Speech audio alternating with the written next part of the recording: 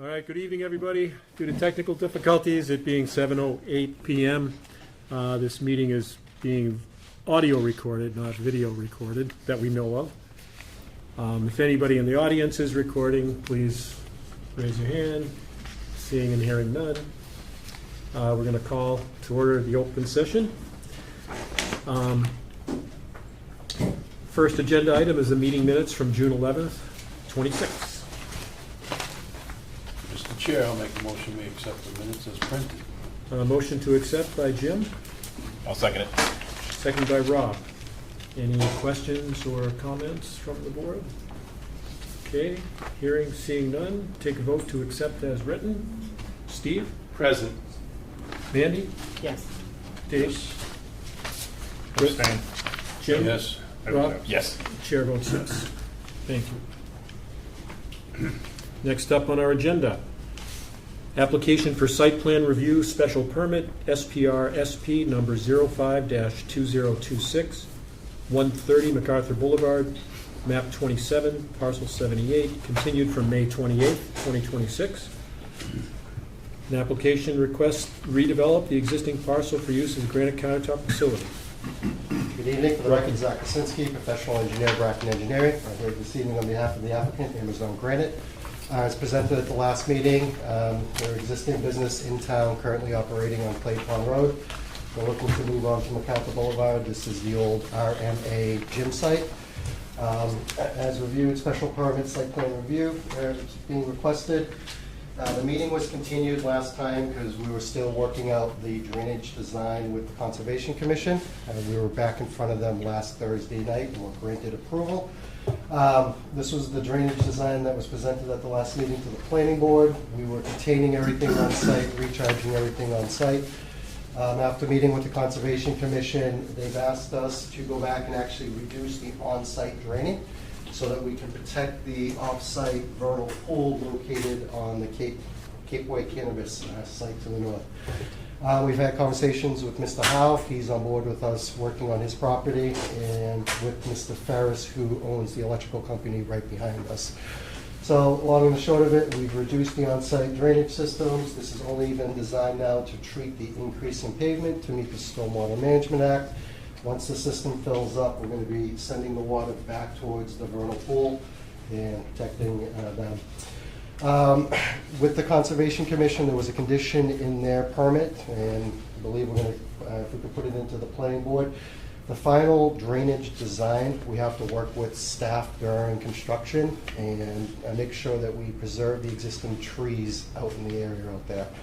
So it's going to be more of a design build process with the contractor on site. So we're going to do a pre-construction meeting with the conservation agent once we have the design together, and then again review it with Mr. Howe at 120 and Mr. Ferris in the back.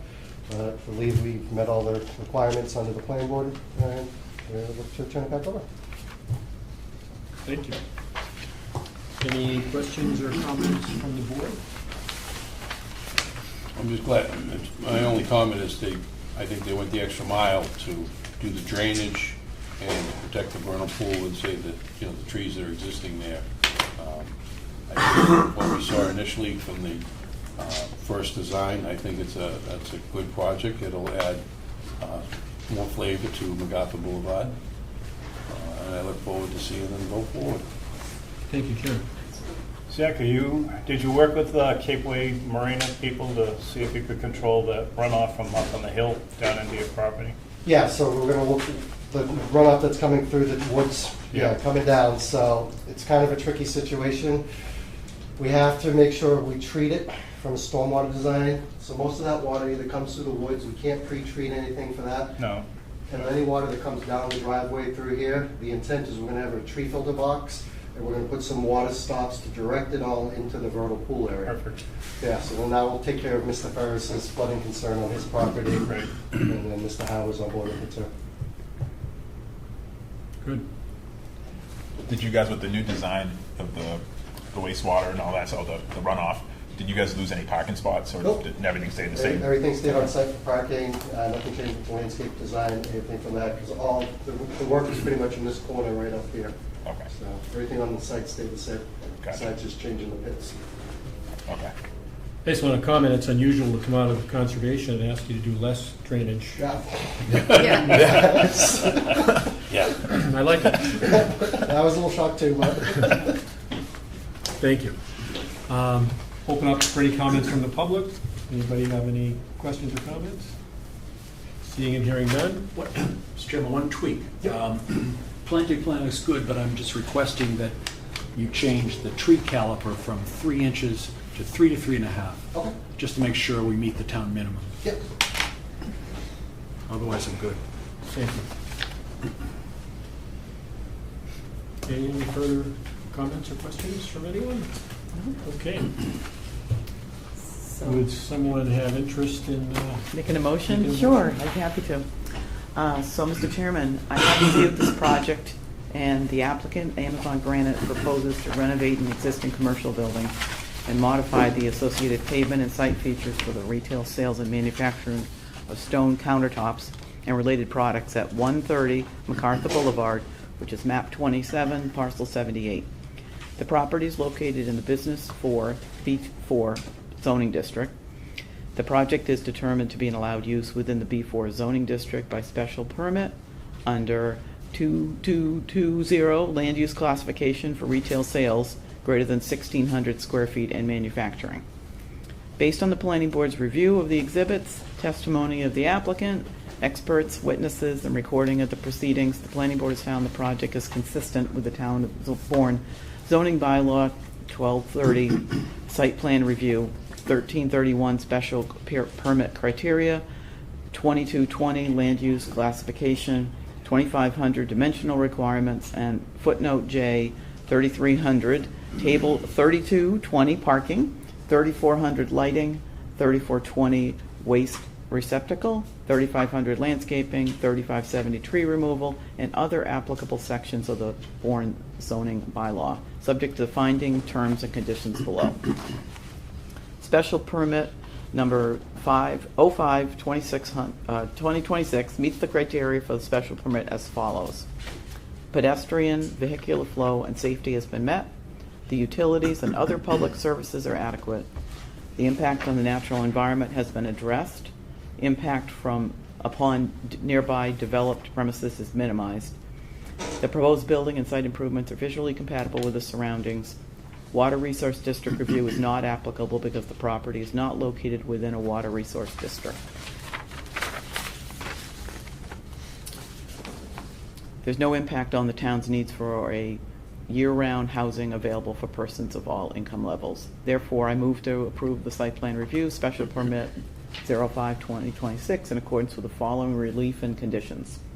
The terms: all documents, plans, revised plans, drainage materials, architectural materials, application materials, and supporting information submitted to the planning board shall be incorporated into the decision and are subject to use as enforcement of this decision. Any deviation requires resubmittal and approval by the planning board. This approval is limited to the retail sales and manufacturing of stone countertops and related products, together with the associated site improvements as shown on the approved plans. Any expansion, change of use, or substantial change to the approved site layout shall require further review by the planning board. Relief. Pursuant to 2500 footnote J, the planning board authorizes a paved display storage area within the required setback area and removal of trees greater than 6 inches in diameter within the required setback along MacArthur Boulevard, as shown on the approved plans, subject to the replacement landscaping and conditions herein. Conditions. 1. The permit is subject to all rules, regulations, and bylaws of the town of Bourne. 2. All work authorized under this approval shall be in accordance with the application, approved plans, revised plans, supportive materials, and testimony of the owner and his representative. 3. Prior to the issuance of a building permit, this decision will be recorded in the Barnstable County Registry of Deeds, Land Court Registry, and a copy returned to the Planning Department. 4. We defer to the Bourne Fire Department regarding emergency access and fire safety requirements. Storage of granite, materials, equipment, and other items shall not impede access to the site or access or egress to or from the building. 5. A commercial Knox box shall be installed for after-hours emergency building access, subject to review and approval by the Bourne Fire Department. 6.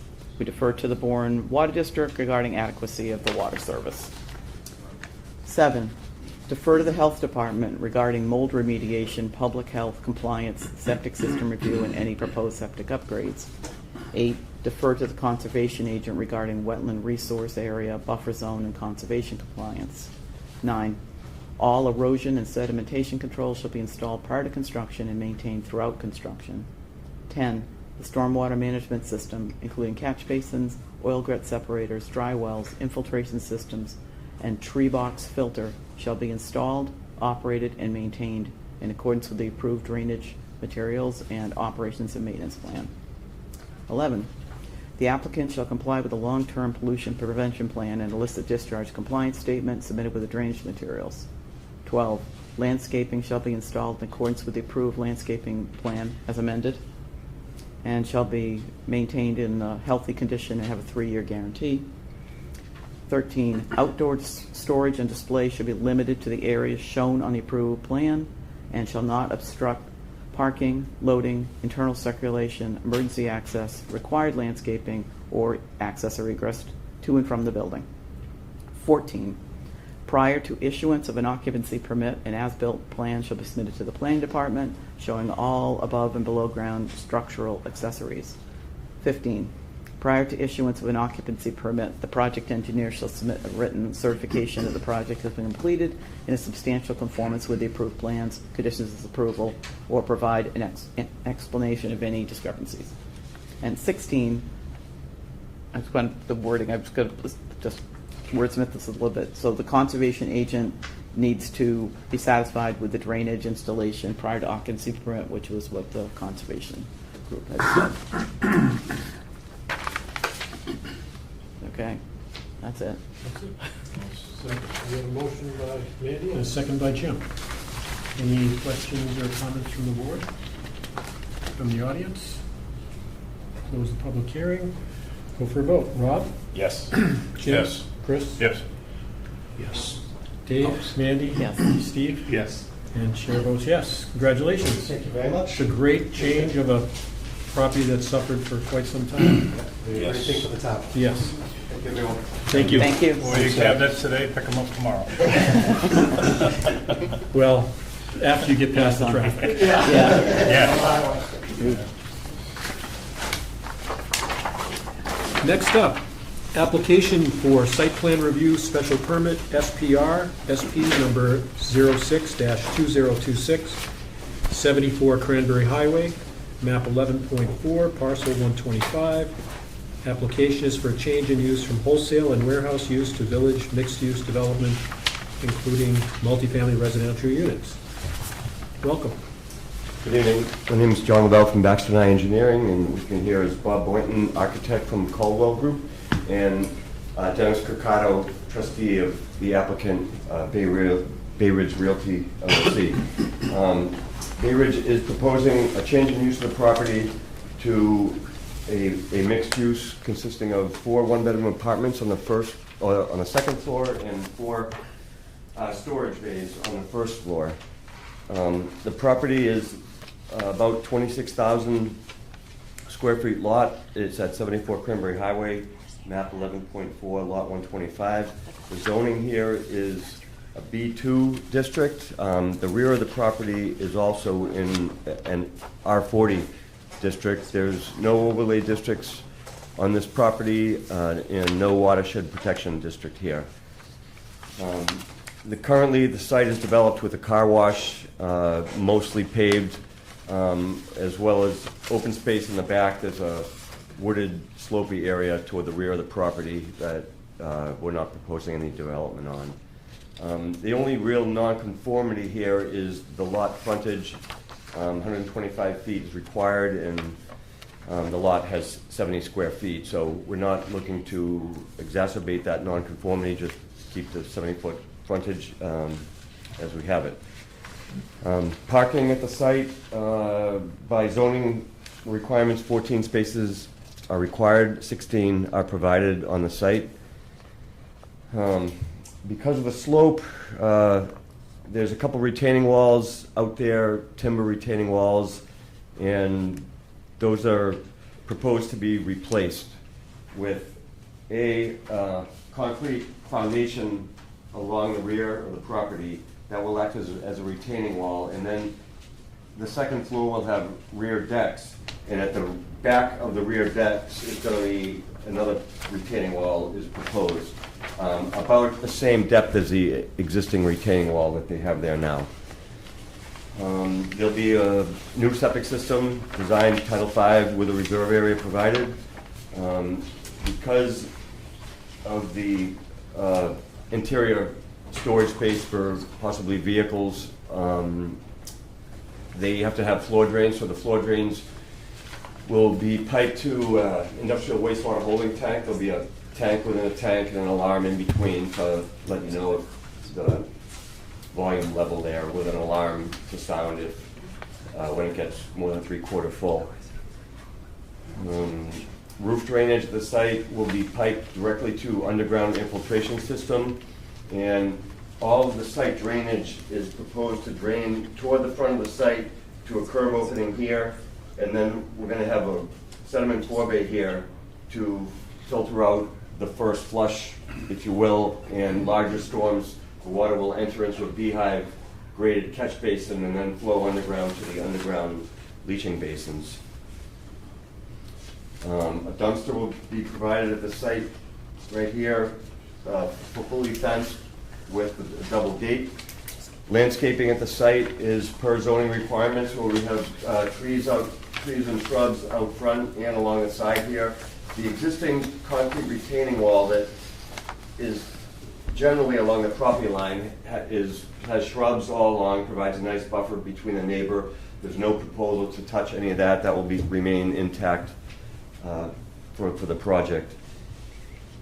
Drainage is designed so that there's no increase in runoff on the 2, 10, 25, and 100-year storms. There'll be less drainage than existing for all 4 storms. And we're going to put perimeter erosion control along this side, and toward the front.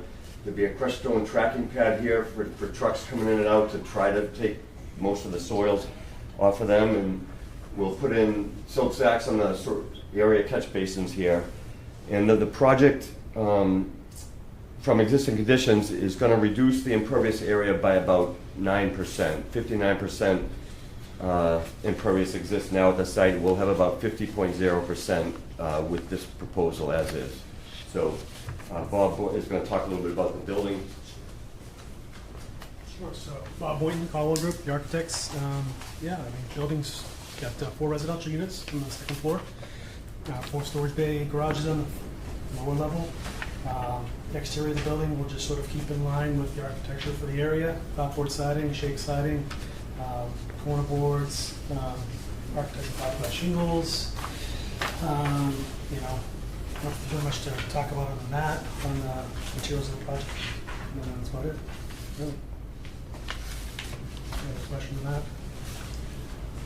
Just on the retaining wall, you mentioned it'd be a concrete foundation wall for the new structure, and then maybe a step back and another concrete wall or stack block. Is it a wall? Yes. Yeah. So that'll be engineered and detailed on the plan? Right. A structural engineer will be designing that and submitting sign and stamp plans upon building permit application. The rear wall of the building will be retaining, yes. Yeah. So that will be designed as a Great. Yeah. How tall are the retaining walls? About, it's hard for me to read this.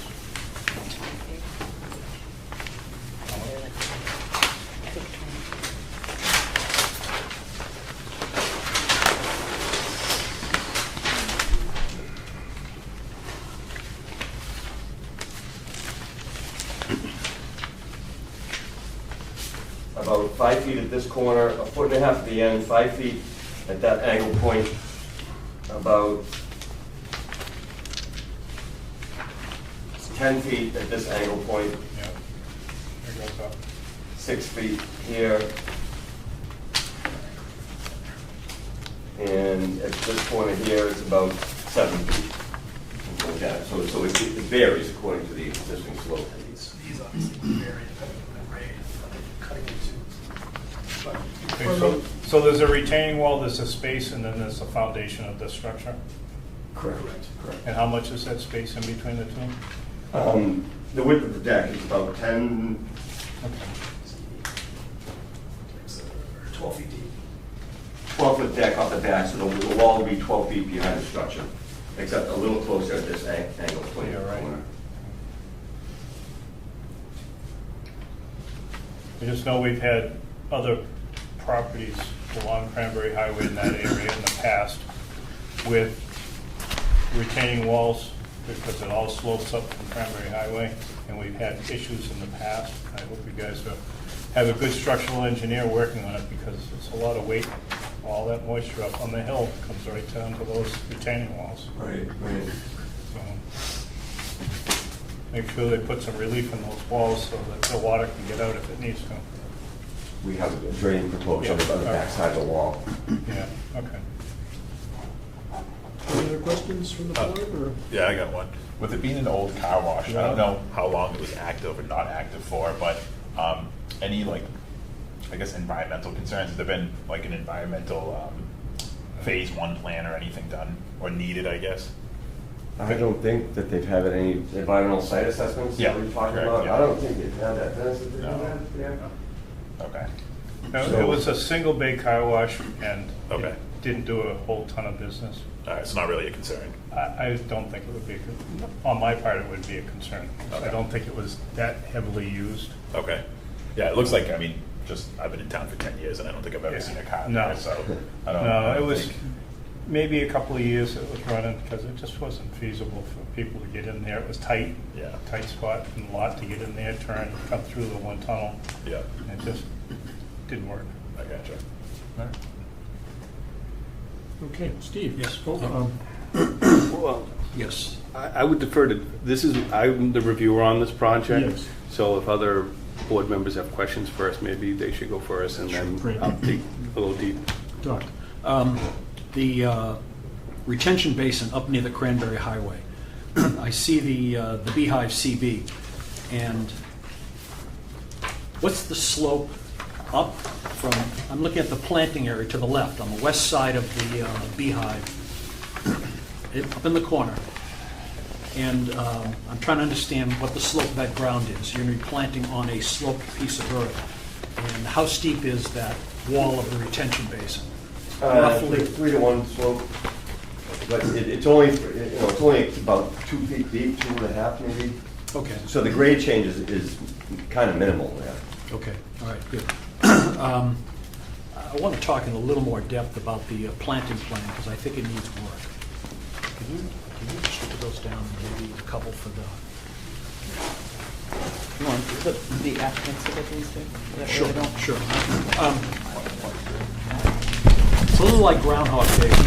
You would have no way of knowing this, but we've been dealing with this issue almost weekly for a long, long time, having to do with the plant lists, the size of the plant material, and how we'd like to make sure what the town's regulations are acknowledged in your planting plan. So I'm going to start with, well, first off, it's section 3512. You can just read this at your leisure. Your shade trees are listed as 3-inch caliber. In the business, shade trees are divided into classes, 2 to 2.5, 3 to 3.5. The median size within each class is about midway between. So to 2 and a 2.5, we should expect the median size of the tree to be 2 3/4. 3 to 3.5, it's 3 1/4. When people put a 3-inch caliper on the plant list, they're inviting the contractor who has probably submitted a fixed bid to every time go to the 2 and the 2.5. So we should bet on those trees being substandard according to 3512. So as a start, I've got a couple of requests, and these could become conditions. In the plant list, the street trees should be 3 to 3.5 inch caliper, so that they will be a minimum of 3 inches when they're inspected for the certificate of occupancy. On the plant schedule, the shrubs should be listed as 24 to 30 inches or 2 to 2.5. We're used to people putting in number 3s and number 5s, but then they are passing the design responsibility on to either the contractor or to us. Will it meet the minimum 24-inch height that it has to be when it goes in the ground? We don't know, and I'm doubting that a number 3 will meet that requirement. So, suggesting that you add a size column to this plant list.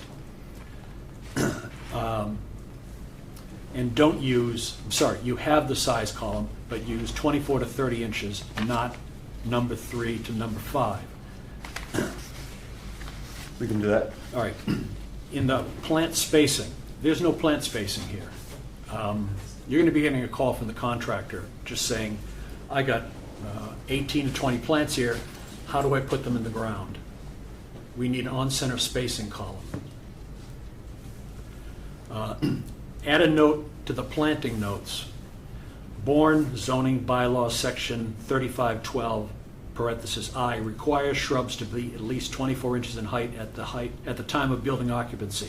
So it's clear that the designer and the contractor know that if he goes out and says, here's a number 3 or here's a number 5 that I think works, he should measure it before he puts it in the ground, because it will be looked at in relation to town requirements before you get your certificate of occupancy. There's a lot of problems in the common name, botanical name column, and that should be reviewed and become a lot more specific. Purple rhododendrons. There are many different purplish rhododendron catabians cultivars. Similar in the tree, Gladitsia and the mountain laurel, Kalmia, cultivars are much more available than the native species. Just because they're more compact, they're better. It will be hard to find a non-cultivar of this. So that's just a heads up. That's a tough row to hoe. It's a specialty item. Everybody has cultivars. So pick a purple rhododendron, call it out, it will have a cultivar name, and it'll save your contractor a lot of headaches. Same thing for the trees, the mountain laurels, the hydrangea paniculata bob. I'm unaware of a paniculata bob. There's a well-known bobo. That's a great choice. It's in the trade, easily found. It's not bob. So look over the plant list, make corrections to the botanical names. The Latin needs work. Is there going to be irrigation? I see notes, but has the client committed to irrigation? We just discussed that the other day, that we're welcome, yeah, we do want irrigation because we want to keep everything, watered. So That'd be great. I mean, are you committing to irrigation? Yes. Okay. Because I was saying, if you don't have irrigation, then we should put in those gator bags, those drip irrigation bags where the contractor comes in once every week or two, fills it up, and drives away. Because no one hand waters.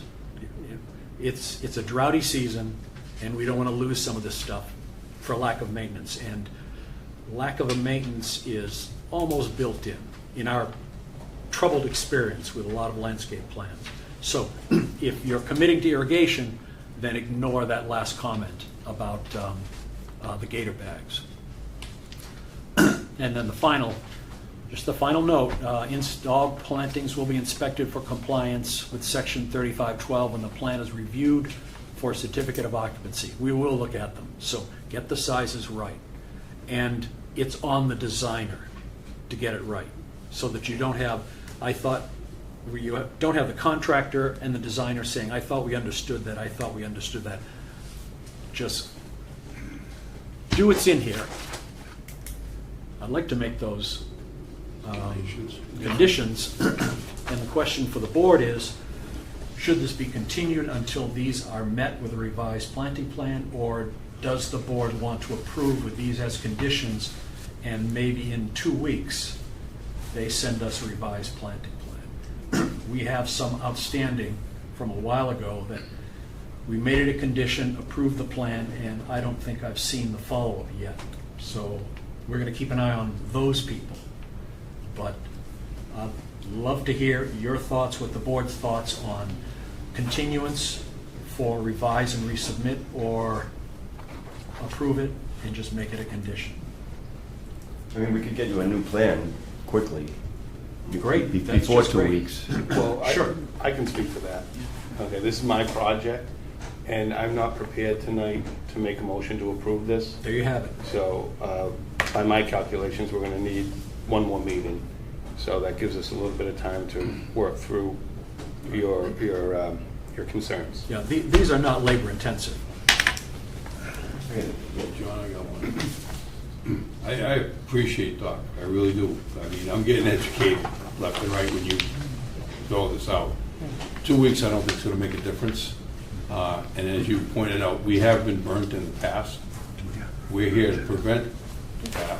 And I think 2 weeks is plenty of time to put some of that stuff in writing that Mr. O'Connor brought up. And I think, you know, when you come back in 2 weeks, or whenever the planning board has it on the calendar, you will get probably a much quicker read.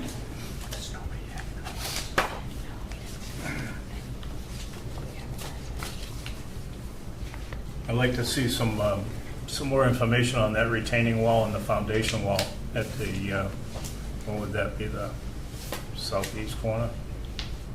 The back wall? Sidewall or foundation? Is that, so it's a poured concrete for the foundation and a poured concrete retaining wall?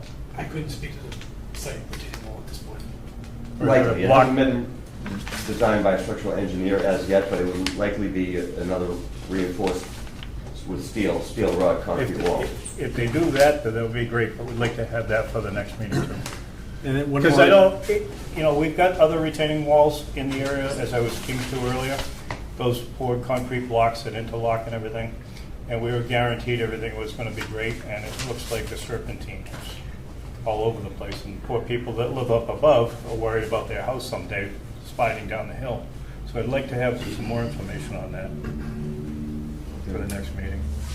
Catalog cuts for the lighting. Is there site lighting? I didn't see anything. We don't have a lighting plan yet. Okay, fine. Good. But catalog cuts with the lighting plan then. Can that be submitted at building permit time? For next Will we meeting. see it? I'm not sure we'll see it. Be on the conditions. That'll work. I mean, to me, we don't have a complete application, but Steve, I think that you have a list, right? Yeah. And the last thing is, have you had any conversations with Mass Dot, District 5? No. This site is subject to that permit, and, you know, they may have some, I guess, revisions to the driveway, but, I mean, we put the driveway, I put it where I think Mass Highway is gonna wanna see it. There's no sidewalk along there, there's no curbing, so. No, but Mass Dot is reconstructing that whole area with the new bridges. They'll be starting in 2027, maybe. Mass Dot. Supposedly. Mass Dot, can't trust anything they say, so. I just be careful working with them and with our plantings at the corners and stuff. That's gonna change if they change that road layout at all. Almost all projects now, when they start enlarging things, it's automatically the sidewalk goes in on one side or both sides. So that's a federal requirement, because there's federal dollars going into that project, so it may impact your driveway cut and your catch basin, your depressed berm down there, catch any of the water, so might want to check with MassDOT on that before we get going. They're not the easiest people to work with. They're the Department of No. Steve, thank you, Mr. Chair. Okay, so for the contractor bays, what is the intended use of those contractor bays? Right now, it's just storage. Storage? Classic cars, boats, things of that nature? Yeah, Do you want to step up and just identify yourself?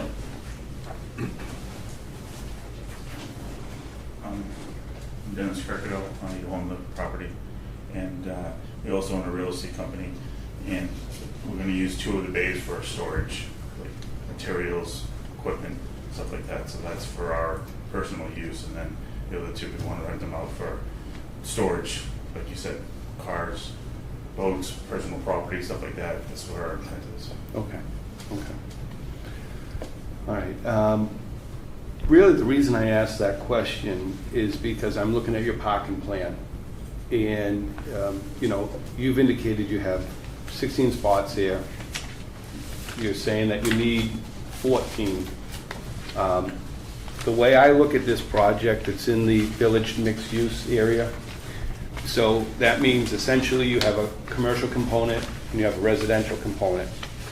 And what our bylaws anticipate is that those businesses will have different peak parking hours, essentially. And that makes sense. It's, you know, businesses are usually open Monday through Friday, 9 to 5. People are usually at their homes nights and weekends and whatnot. Our bylaws do say we need 2 parking spots per unit. I'll call them apartments. I think that's ideal. I think less than 2 per unit is less than ideal. But under our bylaws, they say if you're going to do this mixed use, the bylaws anticipate that you'll roll that back to 1 spot based on the peak, off-peak, the anticipated use for parking for the commercial and the residential. So I think you have enough parking here, but I don't like the way you've spread it up about the project. You have 4 spots inside the bays as parking spots, okay? And I think my concern with that is we haven't, this is my 7th year on the board, not consecutively, but my 7th year. It hasn't been the past practice of this board to allow for parking that's within buildings. But in other words, if somebody came to us and they had a warehouse and they needed 40 spots, they can't say, well, we could park 20 cars inside our warehouse, so we only need 20 out here. The spots are for the intended use and should be available, particularly in a mixed use, for everybody who's using this. So what I'm getting at is I think you could have come in here within your rights and just asked for 4 spots for the parking, for the residential. You didn't, you asked for 8, so I like that. Let's just keep that and not worry about that. You've calculated, how did you calculate the spots for the industrial wholesale warehouse?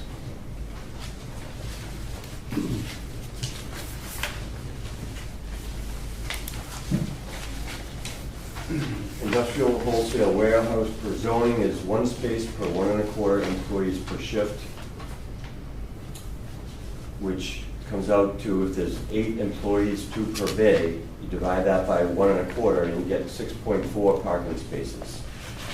But it can't be less than 1 space per 1,000 for storage area plus 1 space per 500 of production area. So I calculated, as we said, half of the space for the bays would be storage and half would be production. And that multiplies out to like 4.8 spaces, as shown in the zoning table on the plan. So you use the greater of 6.4 or 4.8. So we use the greater of 6.4 spaces. Okay, so I'm looking at it through the lens of what your intended use of the property, and essentially it's storage, right? But then we have to, that could change. You know, you may decide there's a better use or a different use within the zoning regulations. So we have to look at also sort of any reasonably anticipated uses. So I think I've measured, based on your measurements, you could, in the larger bays, 2 of the bays, you could fit, by my calculations, 2 medium-sized SUVs. In the smaller bays, you could fit 2 medium-sized cars. So there really is a lot of parking within those bays. But as I said, my concern is giving you credit for that parking within the bays. So what I think this project calls for at a minimum is 12 spots. The 8 for the residential, and I would say 4 based on the storage use of the bays would be appropriate, understanding that you have much more additional parking within these bays.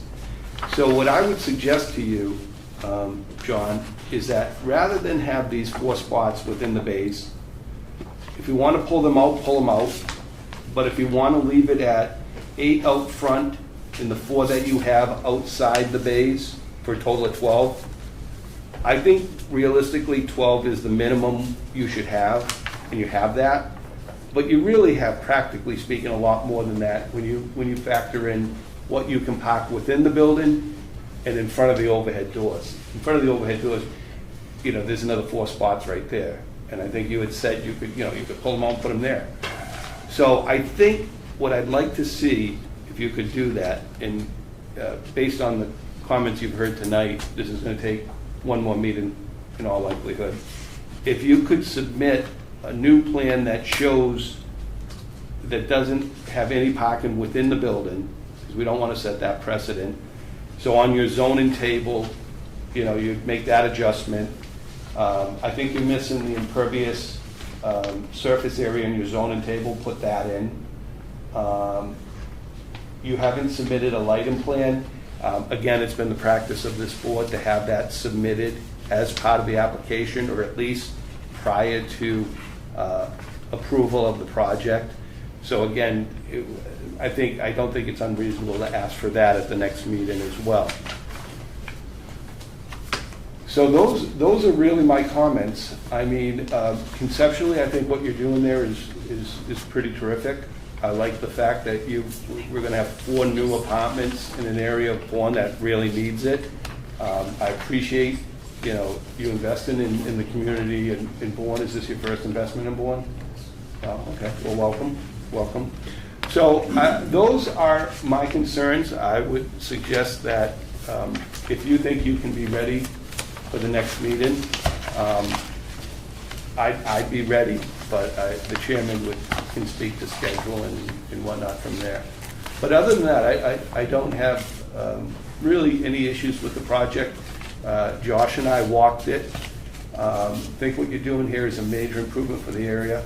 I share Chris's concerns with the retaining wall and whatnot. We've had some issues, not with this particular property, with the properties in that area relative to the retaining wall. So there's a sensitivity to what's going on with that out back. But those are my thoughts and comments for now. Thank you. Very good. I think that if you were willing to, I think it does call for 14 spots, if you're willing to pull the spots out of the bays, and we could get by with 12, 4 out front, as Steve had spoken of.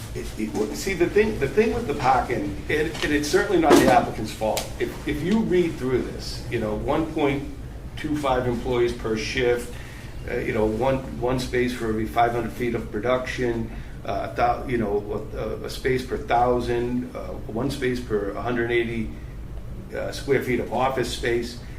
I mean, how you do those calculations at this point, it's not really practical. And so that's a fault of the bylaw, not the applicant and not the board. But that's why I looked at this, I said, as through the lens of what is their intended use, but down the road, what a reasonably anticipated use of it, and will there be enough parking for it?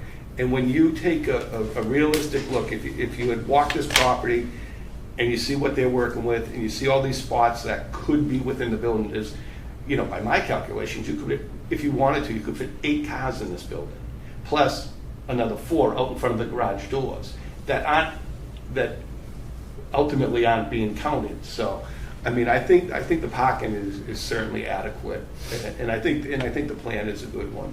At first, I thought, initially I thought, ooh, this is kind of a lot for what we have here, but when you look at it, it makes a lot of sense. I agree, and also this board's policy of not counting interior space for parking, as you mentioned. Yeah, we don't want to set that precedent. Well, the previous assistant planner told me that you didn't want to see any parking in front of the garage doors. I don't have a problem with that. Okay. And I think we have enough with the 4 spots in front of the building That are not in front of that garages. are not in front of the garages, and the 8 spots here, and approve it under that.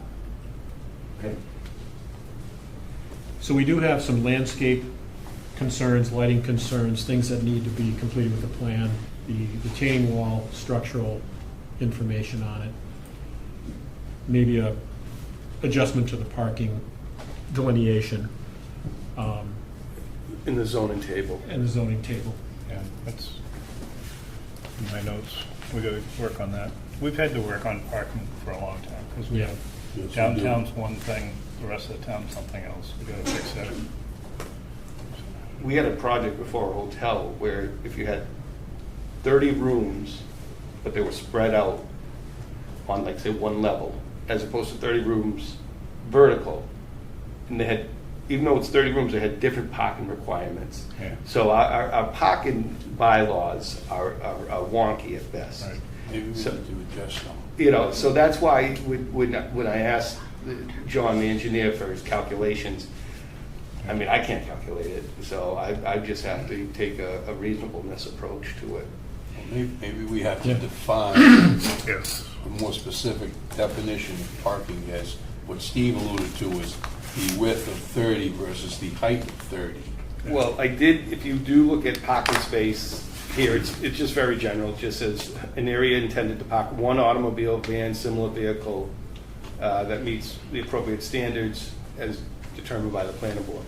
So the good thing about the parking is this board does have the authority in this jurisdiction to make adjustments based on the site and the particular uses. So it's not, even though the parking standards are less than ideal, we can make the adjustments here on the fly. Some of these things are particular to this board, but we've pretty much been consistent about wanting to have all of these details submitted on the plan at review time. We think it's a good project. I think that's probably the tone of the board. We just want to dot the i's, cross the t's, and make sure that we protect you guys and protect us, so something doesn't come back to you as Understandable. well. Yeah. So, I want you to get going quick before Mass DOT sticks their fingers in our town. No, really, because if you've got a plan that's approved by MassDOT now, and you've got it approved by us now, they can come along later and say, oh, we changed our mind. Well, we won't do that. But MassDOT, I've seen them do it before. All right. So Good.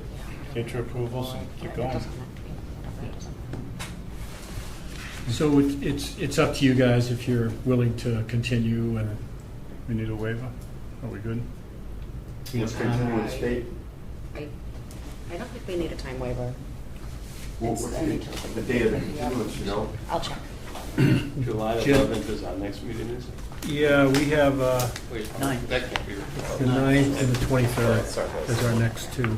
When would this stuff have to be submitted for the night? Right, we need a little Yeah, time. because of pretty the, tight. because of the holiday and the town hall's closed and everything, so. I think the 23rd would probably be best, to give you the time through the holiday and us the time after the holiday to review it, if that's acceptable to you guys. Sure. You want to go 23rd? Yes, that'd be great. I just want to add to that. Jim. I think it's great that you're willing to do that, because through good information, things have been defined specifically, and now you won't have to revisit July 90% of it. You just have to adjust the 10% We're not gonna have to do 10% that. back to the board. Get that list before. So we'll extend to the 23rd, no time waiver needed from No. dates, so we're good on that. And if there's anything you need clarification of, please contact staff, but I think you understand that. To vote on the continuance. Yeah, so want to vote on a continuance for this You want to project? vote on it? I move we continue to July 23rd. I'll second that. Move to continue by Steve, second by Jim. Any questions or comments? We'll take a vote. Rob? Yes. Jim? Yes. Chris? Yes. Doc? Sandy? Yes. Steve? Yes. Chair votes yes. We'll continue the 23rd and look forward to seeing everything together. Motion to adjourn? Good Friday. Thank you. I have one other thing, if you don't mind. Okay. Sorry, folks. Wanted take the temperature of the board to see if you have interest in contributing comments about the safety of the roadways in and around the bridges in our town, and work with the school department, superintendent, assistant superintendent, and so forth, to express our concerns to DOT and also any ideas we might have for mitigation. I have a granddaughter who lives next door to me. My wife drives her over, across the bridge to school a couple days a week, and a couple days she didn't even go to school. 2.5 hours on scenic highway with no movement. There's so many things that can be done to improve safety and so forth that they just don't seem to be interested in doing. But the other thing is, it's only going to get worse. And maybe there's a way to create some, well, Chris was just mentioning to me, some years ago, they used to bring their cruisers to the rotary and allow all the buses to come and go and then let everybody else pass. Certainly a safer way of getting around that and getting over the bridges, but maybe somehow, some way, they just shifted the second grade to go across. So now, Yeah, not only- Boindale's just going to be pre-K, K, and the first grade. in first grade. So we have more children and families who have to get to work and drop their kids and all this sort of stuff. So anyway, I just thought that maybe as part of planning, people might have some thoughts and ideas about that we could kind of collect and put together and share with the superintendent and her staff to make a recommendation that it go out to DOT and anybody else that might be a stakeholder in this. I'm not sure what the DPW can do because I think they're all state roads. State. Yeah. They are going to integrate some of the local roads in, but they have a plan. Any time a state road intersects with a local road, the state automatically has control over that local road. Case in point, Adams Street. It's a local road. But because it intersects Sandwich Road and up at the top Cranberry Highway, Mass DOT said, okay, yep, we'll change that to a one-way street. And that was it. It's funny, They do have control when it comes to local roads that intersect with the state road. And there's sort of an infrastructure component of it. I think Tuesday, I got trapped in that nut house trying to make it to a meeting, and I was blaming the traffic light at Upper Cape Tech. No. It was flooding at the Cape side of the Sagamore. Right. And I don't know, 3 inches an hour was too much for that system, state system, but that locked up everything around the bridges. That's what's been flooding since I got on the police department in the 70s. Speaking to that, 2 years ago, I was subbing it up at Bourne Elementary School. And when they were working on the bridge, these kids, they start class like 8:45. They weren't starting anything till 8:30, 8:45, 9 o'clock. And then recently with the bridge work on the Bourne Bridge, now working it up at Cape Tech, every morning they're supposed to be in classroom at 7:40. You would hear over the intercom, do not take attendance. Yep. And I would come up MacArthur Boulevard and I have to sign in, but I would say, MacArthur Boulevard's buried, so the kids coming from Falmouth are gonna be late. So I agree that, now, schools have started changing at certain times, and now they've started moving 8th graders to the high school, 2nd graders over here. There should be a plan between the school and the busing coordinated to what is the best movement time in the routes, because normally these are the kids you're picking up. In the summertime, the bus people go out and they figure what kids are going on what bus and what stop they're going at. So if they don't coordinate, you're still going to have the mess. I mean, we left the Cape Sunday at 11:45 to go to Middleborough. It took us 45 minutes to get from Bocassa to the Bourne Bridge. It took me 2 hours the other day, so I get And it. I don't see the sense of making all these kids go back and forth over the bridges and losing all the school time and homework time and extracurricular activities time. And maybe there's a way to do even Maybe- modular classrooms on this side of the bridge and try to keep as many, I mean, it may be duplication, but I would love some more time to maybe put some more thought into it, because I'm with you. That same thing, my son goes to intermediate school and he takes the bus. I mean, flash flooding was a one-off, but he didn't get to school till 11 a.m. He was one of those buses. And then the last week and a half with the accidents, there was plenty of days he was an hour and a half late, close to 2 hours late. So I would love, my wife and I were actually just talking about this too, Yeah. to put some more thought. And then obviously we're at the end of the school year, so maybe to put something formal together Yeah. for the start of the For next the school coming year. year. Yeah. and the superintendent, staff, and all them, they're very interested in trying So to what coordinate. form, how would that work? Meetings, set some geographic parameters? I'm guessing it's just both sides of the bridge, all bridge impact Yeah. is, I think, is the real problem. Yeah, Correct. that's And right. how do they see this sort of consultancy going? Well, we can move the families on the other side, and then when they get older, we can move them back to this side.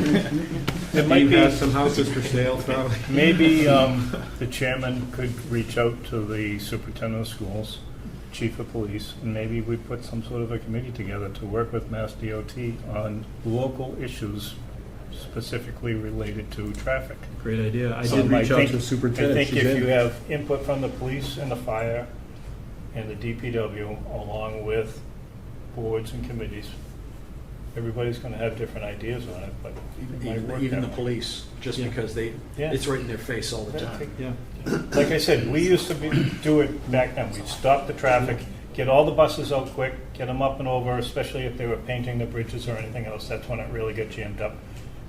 Mass DOT basically put a stop to that. That's where they stopped using the police officer in front of the vocational school until they started doing it again, and then the officer got hit. Now we get traffic lights there. But local knowledge is superior to any engineer that comes up and puts something on a piece of paper. But the state doesn't pay attention to that. No, they don't. Mass DOT does not, but they have reached out a number of times from the articles I've read and from the people I've talked to in town. They've reached out as they want to have local contact because they're trying to improve their image. Well, tell them to move down here Yeah. and send them to work at 7 o'clock in Well, the morning. like I said- And they'll change their image real quick. We're lucky we have our alternate here. He works at District 5.